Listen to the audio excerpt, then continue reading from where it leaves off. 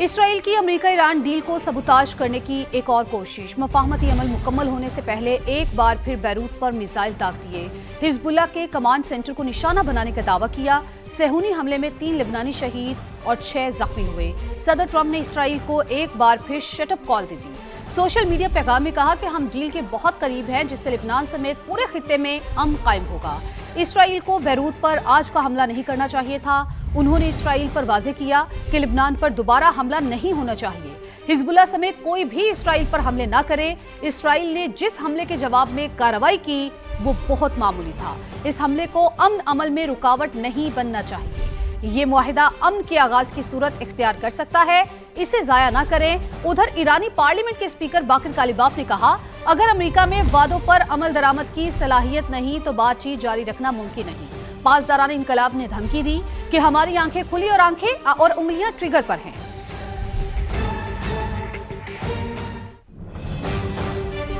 हुकूमत ने supreme leader की हिदायत पर मुज़ाकराती रास्ता अपनाने का फैसला किया था। जंग और मुज़ाकरात से मुतल्लिक तमाम फैसले सुप्रीम लीडर मुश्तबा खामनाई और सुप्रीम नेशनल सिक्योरिटी काउंसिल की जानिब से किए जाते हैं। इन फैसलों पर पाबंदी तमाम धड़ों के लिए लाजिम है। ईरानी सदर की मीडिया के नुमाइंदों से गुफ्तगू। मसूद पेज़ेश्कियान ने मुज़ाकराती वक्त पर लगाए जाने वाले इल्ज़ामात को अफसोसनाक करार दे दिया।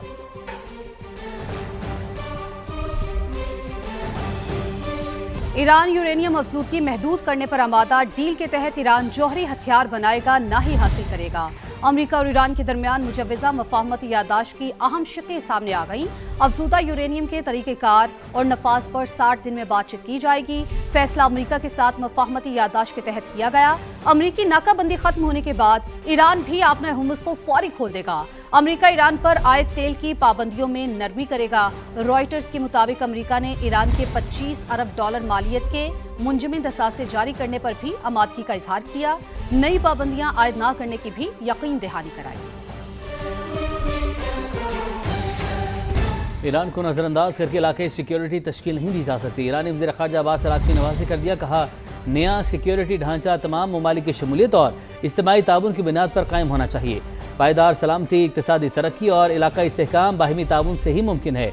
ईरानी वज़ारत ख़ारजा के तर्जुमान इस्माइल बकाई कहते हैं, मुआहदे का बुनियादी मकसद जंग का फौरी खात्मा है। इस मरले पर जौहरी प्रोग्राम से मुतल्लिक कोई शीख MOU का हिस्सा नहीं। अगले 1-2 दिन में मुआहदे पर दस्तखत हो सकते हैं। संभलती हुई MQM पाकिस्तान एक बार फिर अंदरूनी कशमकश का शिकार। चेयरमैनशिप के लिए MQM में इख्तलाफात शिद्दत इख्तियार कर गए। खालिद मकबूल सिद्दीकी और मुस्तफ़ा कमाल की एक दूसरे पर लफ्ज़ी गोलाबारी। नाम लिए बगैर एक दूसरे पर कड़ी तनकीद की। किसने क्या कहा, आपको सुनवाते हैं।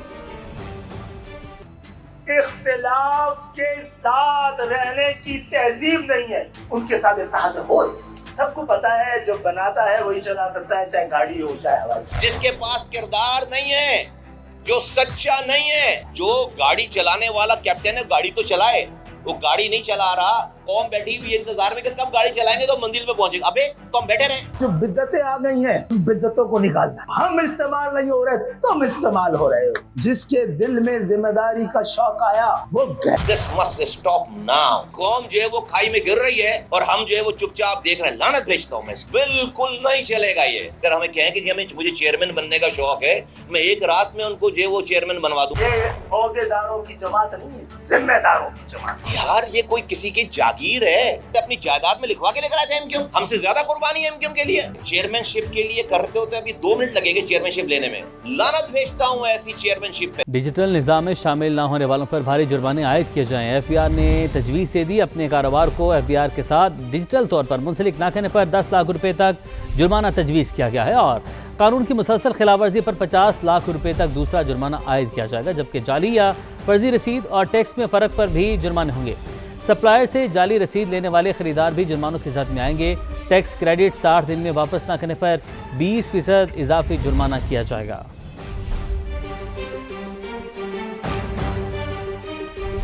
सेनेट की कायमा कमेटी खजाना ने पैकेट बंद अशाए खुरनोश, बच्चों के फार्मूला दूध, मिठाइयों, तेल, ब्रांडेड जूतों और कपड़ों समेत 3000 से ज्यादा चीजों पर सेल्स टैक्स बढ़ाने की तजवीज़ मंजूर कर ली है। FBR को इस इकदाम से 60 अरब रुपए इजाफी रेवेन्यू हासिल होगा। वजीर खजाना की ताखीर से पहुंचने पर अरकान ने बरहमी का इजहार किया। सलीम मांडवी वाला ने इजलास की कार्रवाई आर्जी तौर पर रोक दी।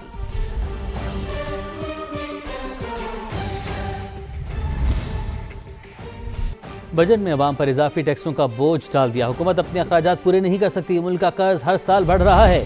साबिक वज़ीर-ए-आज़म शाहिद खाकान अब्बासी का इस्लामाबाद में पोस्ट बजट सेमिनार से खिताब। कहा, हुकूमत की 2/3 आमदन कर्जों पर सूद की अदायगी में खर्च हो जाती है।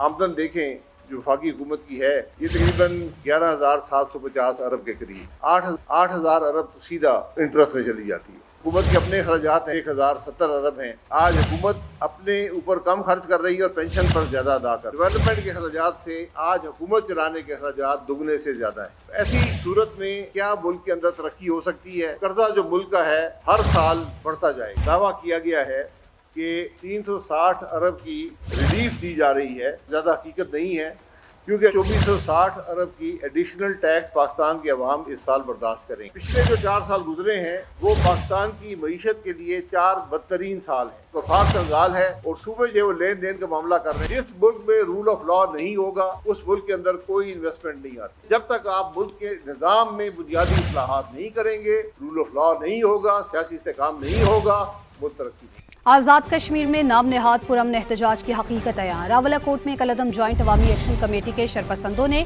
पुलिस बख्तरबंद पर फायरिंग की। 30 से ज्यादा गोलियां मारी गईं। पुलिस बख्तरबंद पर गोलियों के निशानात भी वाज़ेह हैं। जराये के मुताबिक इंतशारी कमेटी की जानिब से मुसल्ला जत्थे 1000 से 1500 रुपए दिहाड़ी पर लाए गए थे। कलअदम एक्शन कमेटी के सरगना की एक ऑडियो में शरपसंदी की धमकी दी गई थी। अवामी हकूक की आड़ में मुसल्ला कार्रवाइयां, जलाओ घेराव ही इस इंतशारी कमेटी का असल चेहरा है। कलअदम कमेटी मुसल्ला जत्थों के जरिए आजाद कश्मीर का अमन तबाह करने के तरपे है। आज़ाद कश्मीर में मुजाहिरीन एहतजाज पुरअमन तौर पर ख़त्म कर दें। Chairman peoples party Bilawal Bhutto Zardari की अपील। कहा, कानून हाथ में लेने वाले खुद को मकामी हुकाम के हवाले कानूनी अमल का रास्ता इख्तियार करने दिया जाए। बिलावल भुट्टो ने कहा, तमाम सियासी शिकायत का हल जमहूरी, आइनी और पुरअमन तरीके से निकाला जाना चाहिए। मसाइल के हल का फोरम पार्लियामान और सियासी अमल है, सड़कें नहीं। पीपल्स पार्टी इलेक्शन कमीशन से कबल वक्त जारी इंतखाबी शेड्यूल वापस लेने का मुतालबा कर चुकी है। ज़ेर इल्तवा शिकायत के अजाले के लिए ट्रूथ एंड रिकन्सिलिएशन कमीशन बनाने की कोशिश करेंगे। ईरान और अमेरिका का इस्लामाबाद माहदे पर दस्तखत का करीब आना तारीखी लम्हा है। इस वक्त आलमी तवज्जो पाकिस्तान पर मरकूज, लेकिन आज़ाद कश्मीर की बेचैनी कश्मीर कॉज और पाकिस्तान की साख को नुकसान पहुंचा रही है।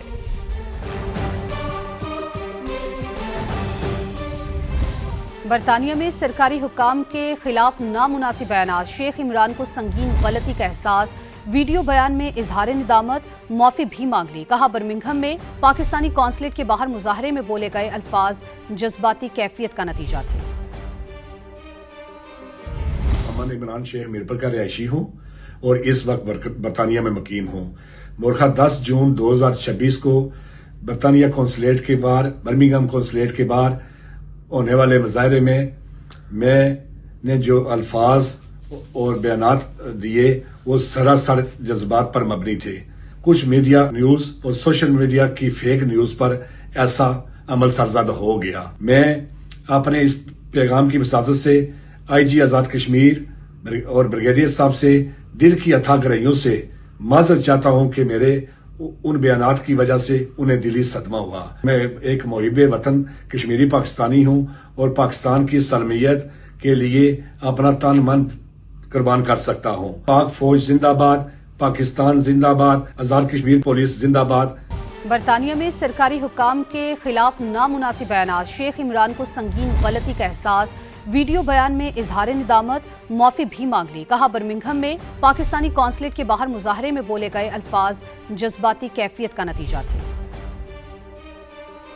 माजी में कराची उन लोगों के पास रहा जो सिर्फ लड़ना और लड़ाना जानते थे। वो आज भी लड़ रहे हैं। वज़ीर आला से मुआद अली शाह की नाम लिए बगैर MQM पर तनकीद। बोले, जिन्होंने बल्दियाती इंतखाब का बायकॉट किया वो भला शहर कायद को क्या देंगे? न इनका पहले कोई हिस्सा था न आइंदा होगा। पीपल्स पार्टी अपनी पूरी कोशिश कर रही है कि जो इंफ्रास्ट्रक्चर की कोताहियां हैं इधर, जो कि सालों से इंफ्रास्ट्रक्चर पे इन्वेस्टमेंट नहीं हुई, इसलिए कि ये शहर हवाले हो गया था उन लोगों पे जो काम करना नहीं जानते थे, जो सिर्फ लड़ना और लड़ाना जानते थे। और आज जाहिर भी हो गया, आपने देखा होगा सुबह से लड़ रहे हैं आपस में। के जो अंदरूनी इख्तिलाफात है ना, कराची के किसी शहरी के खेत पे कोई असर नहीं पड़ रहा है ना। उनका पहले कोई हिस्सा था कराची में ना आगे होने जा रहा है। पता कर लेना क्या परफॉर्मेंस उनकी रही है। बल्दियाती इंतखाबात जब लड़ने जा रहे थे मैं साथ था, लड़ने के लिए तैयार नहीं थे और लड़े नहीं, बाइकआउट कर गए। क्यों बाइकआउट कर गए? एक साहब आए थे, उन्होंने पता नहीं कितने 1.1 ट्रिलियन 1100 अरब रुपए की पैकेज देके गए, 11 रुपए नहीं दिए। बड़ी अजीब अजीब बातें सुनने में आती। इशारा भुट्टो बना, अगर उसको पसंद नहीं है ये मंसूबा तो भाई अपने घर में बैठे और अपने मसले और हल करे। फूट पड़ रही है यार, अपने संभाले अपने घर। सरबराह एमकेएम पाकिस्तान खालिद मकबूल सिद्दीकी कहते हैं पीपल्स पार्टी पहले एमकेएम के मेयर को काम नहीं करने देती थी, अब तो उनका अपना मेयर है, अब काम क्यों नहीं हो रहा? हम कायद-ए-आज़म के पाकिस्तान में आए थे, बदकिस्मती से भुट्टो के पाकिस्तान में रह गए। पहले कराची में दूध और शहद की नहरें बह रही थी और शेर और बकरी एक ही घाट में पानी पी रहे थे। इतना अमन था, इतनी खुशहाली थी। जो कमबख्त एमकेएम कहाँ से आ गए? कराची में कोई प्रॉब्लम ही नहीं थी तो कराची वाले पागल हो गए थे, एमकेएम को लेके आ गए। कराची में आज जितना है और जैसा है उन्हीं अखबार में जब एमकेएम रही है। पाकिस्तान पीपल्स पार्टी जो एमकेएम के मेयर को काम नहीं करने देती थी, उसी पाकिस्तान पीपल्स पार्टी का मेयर है ना यहाँ पर, तो अब काम क्यों नहीं हो रहा? सबकी बड़ी मेहनतों से और बड़ी मोहब्बतों से कराची का ये हाल हुआ है। हमारे अजदाद तो कायद-ए-आज़म के पाकिस्तान में आए थे, न जाने किसने हमें भुट्टो के पाकिस्तान में धकेला है। एमक्यूएम ने इस कराची को चंद साल में दुनिया के 11 इमर्जिंग सिटी में बना दिया था, आज वर्ल्ड सिटी में। वो ऑस्ट्रेलिया से आई थी अपने आबाई वतन में छुट्टियां गुजारने, अपने लोगों के दरमियान यादगार पल गुजारने, मगर इसे क्या मालूम था कि इस सफ़र का इख्तिताम एक कब्र पर होगा। ये कहानी है 9 साल की हानिया अहमद की, जो चकवाल में सीसीटीवी एहलकार की जानिब से गाड़ी पर फायरिंग में ज़िंदगी हार गई। सीसीटीवी फुटेज में गाड़ी को तेज़ी से गुजरते देखा जा सकता है। फिर फायरिंग के मनाजिर हैं, गोलियाँ ज़मीन पर लगती हैं, चिंगारियाँ फ़ज़ा में बिखर जाती हैं। फिर एक और कैमरा मंजर महफूज करता है जहाँ गाड़ी कहीं जाकर टकराती है और धुआं उड़ता दिखाई देता है, मगर इस धुएं से कहीं ज़्यादा गहरा धुआं अब सवालात का है। अगर हर मुश्तबा गाड़ी का फैसला गोली करेगी तो अदालतें, तफ्तीश और कानून की हुक्मरानी कहाँ खड़ी होगी? चकवाल में सीसीटीवी एहलकार की मुबैना फायरिंग से ऑस्ट्रेलिया पलट 9 साल की हानिया अहमद की हलाकत का मामला, मुकदमे में कत्ल की दफात भी शामिल कर दी गईं। सीसीडी ने मुलविस एहलकार को मुअत्तल करके गिरफ्तार कर लिया। अदालत ने मुलजिम को जुडिशल रिमांड पर जेल भेज दिया। जराये के मुताबिक पुलिस की खुसूसी तफ्तीशी टीम ने बच्ची के जख्मी वालिद अदील का बयान भी कलम बंद कर लिया है। जाए वक़ुआ से गोलियों के खोल फोरेंसिक टेस्ट के लिए लेबॉर्ट्री भिजवा दिए गए, जबकि मुतासरा खानदान से डकैती करने वाले दोनों मुल्जिमान मुबैना पुलिस मुकाबले में मारे गए। जराये के मुताबिक मुबैना डाकू मोहम्मद फयाज और मोहम्मद अब्बास मुतादिद मुकदमात में मतलूब थे। उधर additional IG CCD Suhail Zafar Chattha की मुतासरा खानदान के घर आमद, कहा सीसीडी अपनी साख पर कोई समझौता नहीं करेगा, मुलविस एहलकार को कोई रियायत नहीं दी जाएगी। हानिया अहमद की मौत का बेहद अफसोस है, इंसाफ के तकाजे पूरे करेंगे। हम खबर आपको दें, सादिकाबाद में रेलवे स्टेशन पर खड़ी ट्रेन की बोगी में आग लग गई। रेलवे हुकाम के मुताबिक बोगी में सवार तमाम मुसाफिरों को बाहिफाजत निकाल लिया गया। दीगर बोगियों को मुतासरा बोगी से अलग करके आग बुझाई जा रही है। स्टेशन मास्टर के मुताबिक आग लगने की वजह मालूम की जा रही है। ये मनाजिर आप देख सकते हैं, सादिकाबाद में रेलवे स्टेशन पर खड़ी ट्रेन की बोगी में अचानक आग लग गई है और शदीद नोयत की आग जो है वो यहाँ से दिखाई दे रही है। आप देख सकते हैं कि आग ने पूरी इस बोगी को अपनी लपेट में ले लिया है। रेलवे हुकाम के मुताबिक बोगी में सवार तमाम मुसाफिरों को बाहिफाजत निकाल लिया गया है।